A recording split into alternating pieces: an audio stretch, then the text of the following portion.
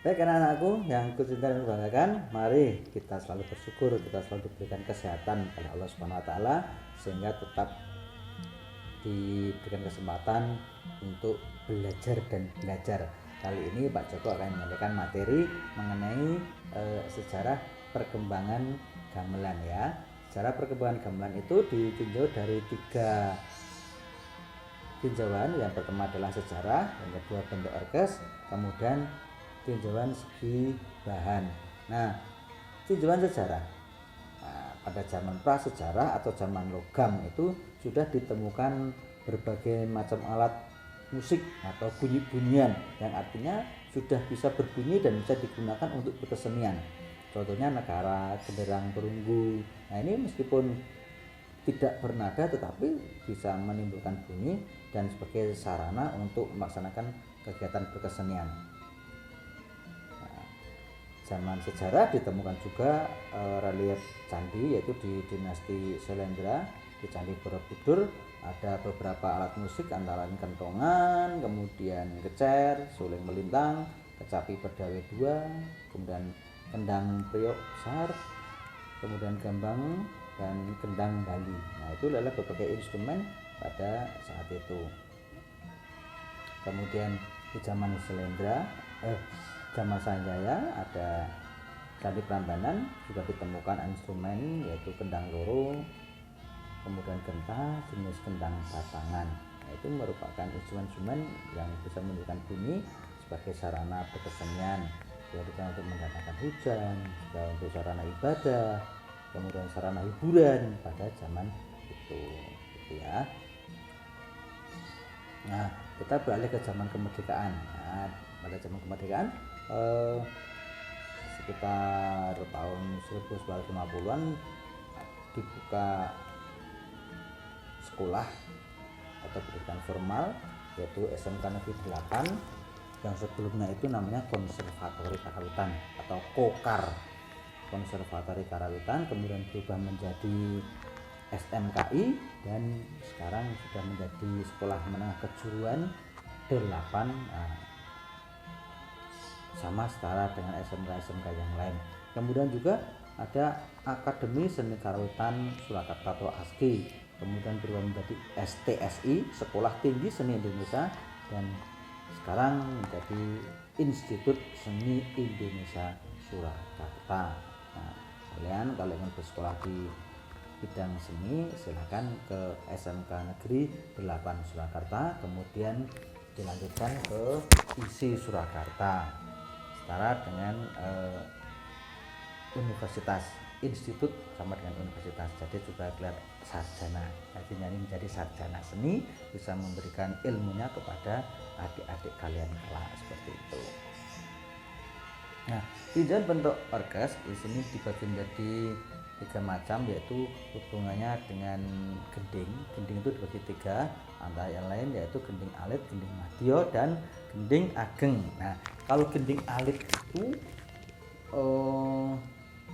gendingnya jumlah gotro, jumlah gongnya setiap gendingnya itu pendek-pendek, berbeda dengan gending madya. Contohnya gangsaran, lancaran, ketawang, ladrang, apalagi srepek, sampah, ayak-ayak, kemudo itu gendingnya pendek-pendek, berbeda dengan gending madya. Gending ketuk loro kerep, gending ageng seperti ketuk papat kerep, papat tarang, 8 kerep itu satu gongan itu sampai 156 hitungan sampai 254 itu. Jadi dalam satu gongan itu berbeda dengan lancaran. Namo namo namo lu gong luro luro luro nem gong namo namo lu gong luro luro luro nem gong, berulang-ulang. Tapi kalau gending agung, wah nanti satu gongan buka, ditinggal duduk manis itu sampai 10 menit 15 menit baru jatuh gong lagi. Nah, itu keenaan dan nabuh gong ya itu ya. Tetapi kalau yang lain bekerja semua, baik rebab, kendang, gender, sinden, semuanya bekerja. Itulah perbedaan antara gending alit, gending madya dengan gending ageng. Nah, contoh ya, ini ya contoh struktur gending alit. Kita ambil sampak itu antara gotro satu dan gotro berikutnya itu memiliki ciri. Kalau satu gotro nada dua berarti dua semuanya, dua. Kalau tiga.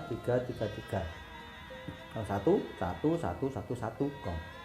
Kalau dibunyikan ro lu ji gong ji ro nem gong. Nah seperti itu kalau gending berbentuk sampak. Nah, beda dengan gending slepek. Kalau slepek itu lebih kempulnya nanti di nada genap. Lu gung mo gung ro gong ro gung lu gung mo gung ji gong. Nah itu gending berbentuk slepek. Nah ini beda lagi dengan kemudo. Kemudo ronem lu ji nemo pagong. Nah, itu berbeda lagi kalau gendingnya bentuk ayak-ayak. Kalau ayak-ayak lu gong ro lu gong lu mo lu gong. Jadi antara sampak, slepek, kemudo, ayak-ayak memiliki struktur yang berbeda-beda.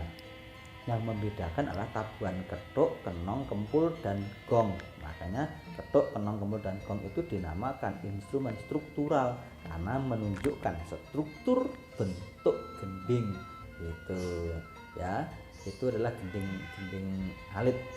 Nah, jadi sampak, slepek, kemudo, ayak-ayak itu jumlah gotro-gotronya tidak ada yang sama, pasti berbeda-beda. Kemudian tabuhan kenong, kempul juga berbeda. Sampak itu kempul dengan demunya bareng, kung gong. Kenongnya gong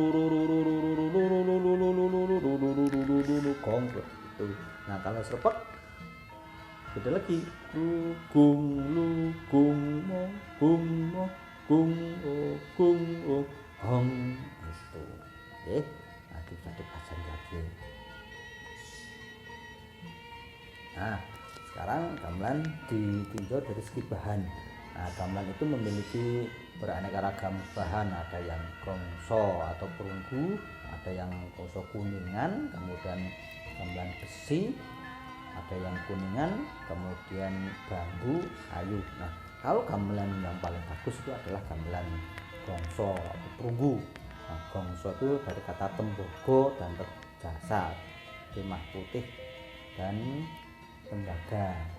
Nah juga dikatakan dari gongso dari kata tiga dan sedoso. Nah maka dinamakan gongso. Nah sekarang gongso itu bahasa halusnya gamelan. Bapak kagungan gongso artinya bapak kagungan gamelan, seperti itu. Sebenarnya namanya itu adalah gongso yang benar itu, yang biasa disebut menyebut gamelan perunggu yang kualitasnya bagus. Kalau gongso kuningan berarti ada campuran kuningannya, artinya bahannya lebih murah. Kalau gamelan besi terbuat dari bahan besi, kalau kuningan terbuat dari bahan kuningan. Itu bambu juga seperti itu. Nah ini contoh gamelan gongso atau gamelan perunggu, makanya bagus, mencirit ya, seperti Pak Joko mencirit. Nah itu gamelan yang berkualitas tinggi, harganya mahal, itu gamelan perunggu. Nah, kemudian kalau gamelan perunggu itu selain harganya mahal, suaranya juga bagus tentunya. Beda dengan gamelan besi. Nah, kalau gamelan besi suaranya lebih pendek, dengungnya tidak panjang. Nem mo lu ro ji. Kalau gamelan perunggu nem mo lu ro ji, seperti itu, lebih panjang seperti ini. Nem panjang.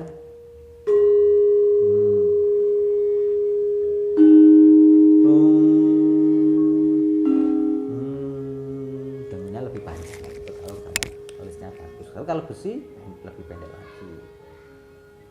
Gamelan kayu itu berbentuk bilah-bilah seperti gambang itu. Kalau di Minahasa namanya kulintang, terbuat dari kayu. Ini juga kalau kayunya bagus tentunya bahannya bagus, akan awet dan suaranya lebih merdu. Cuman gambang ini menggunakan 2 pemukul. Kalau gamelan bambu itu gamelan yang berada di daerah Banyumas, itu ada namanya calung, calung Banyumasan, makanya itu ya.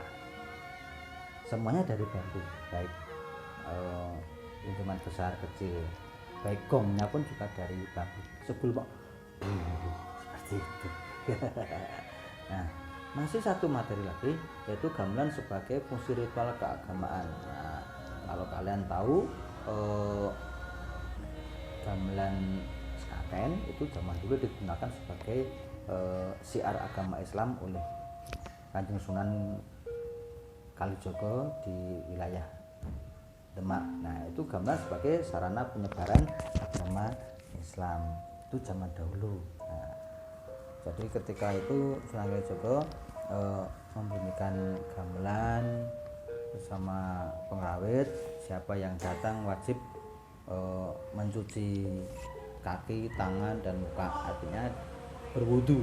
Kemudian juga mengucap 2 kalimat syahadat, syahadat tauhid dan syahadat rasul, asyhadu alla ilaha illallah wa asyhadu anna muhammadar rasulullah.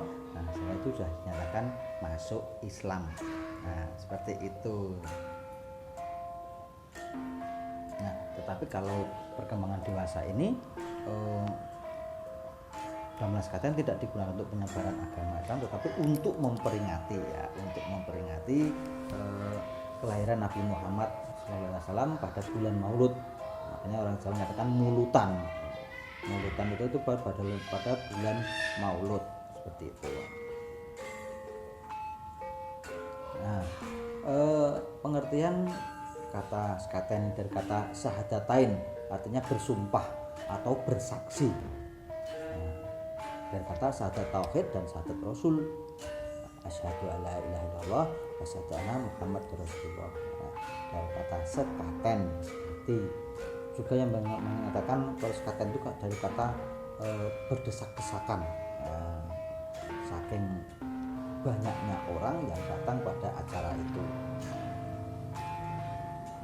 Kemudian gamelan sekaten di Surakarta itu memiliki 2 gamelan, yaitu Kyai Guntur Sari dan Kyai Guntur Madu, yaitu gamelan peninggalan dari Sultan Agung Hamengkubuwono pada Kyai Guntur Sari yang memiliki gong Kyai Pakso dan beduk Kyai Khalid.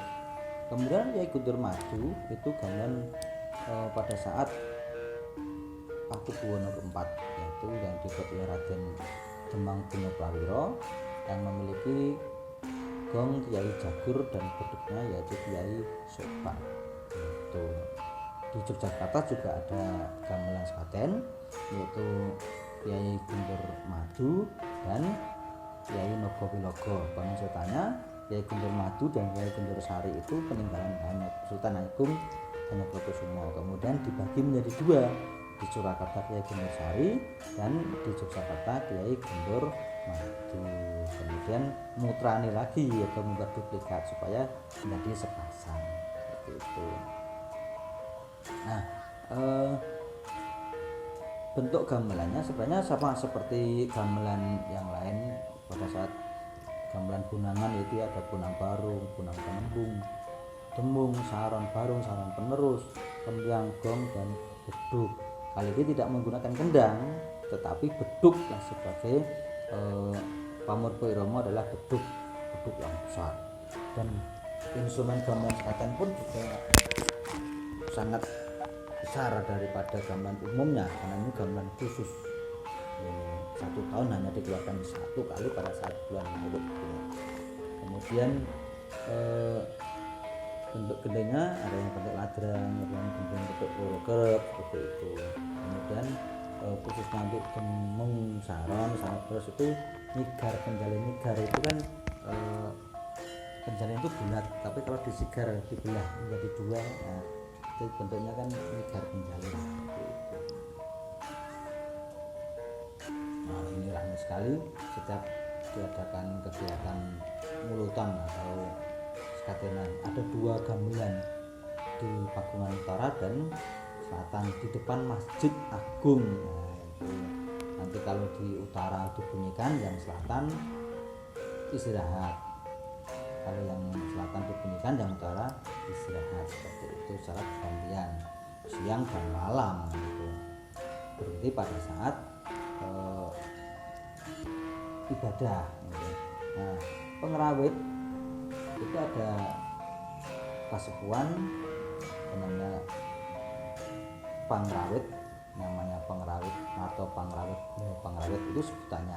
Kemudian di dalam kasepuan yang tengen itu sebutannya Mloyo, ada namanya Mbah Warso Mloyo, Mbah Widodo Joyo Mloyo, itu adalah sebutan dari keraton. Nah, gending pusaka yang wajib dibunyikan pada saat itu adalah ladrang rambu, ladrang rampung, kemudian barang miring, rambu atau robban, artinya Allah mengampu, kemudian rangkung, robun juru yang agung, kemudian barang miring tidak diartinya. Nah, keadaan di Klaten ya itu sangat ramai sekali, ada pasar malam ya, itu penjual pinang itu tembakau, kemudian gambir, daun sirih atau suruh, jet. Nah, itu kalau orang makan itu digunakan untuk makan. Terus ukuran, nah, itu penelitiannya bikin awet muda, memang bisa bikin awet muda, bisa gigi juga seperti yang saya itu kalau minang itu giginya malah bersih dan awet, tidak pernah sakit gigi, rambutnya pun masih hitam.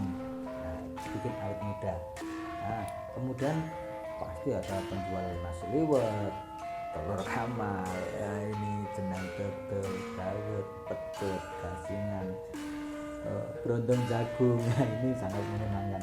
Nah, nanti kalau sudah corona selesai pasti akan diadakan lagi kegiatan di Keraton Surakarta, yaitu skatenan. Pasti ramai sekali dengan kegiatan pasar malamnya ini selama 1 bulan. Tapi kalau gamelannya dibunyikan selama 1 minggu loh ya, tidak 1 bulan ya, kasihan pengrawitnya nanti. Ya itu nih, wah ramai sekali ya. Kemudian yang terakhir yaitu upacara gunungan, rebutan gunungan, yaitu ada macam-macam sayuran, buah-buahan. Nah, itu kalau sudah diperebutkan real banyaknya orang di situ, makanya desak-desakan. Karena ceritanya kalau dapat dari buahnya atau sayurannya akan dimudahkan rezekinya. Ya, itu adalah maksudnya orang-orang berdatangan pada saat acara gunungan pada bulan Maulud ya, seperti itu ya. Aku tetap semangat dalam belajar ya, doa Allah semoga pandemi segera selesai, kita dapat berjumpa kembali di sekolah belajar bersama. Sekian dari Pak Joko. Wassalamualaikum warahmatullahi wabarakatuh.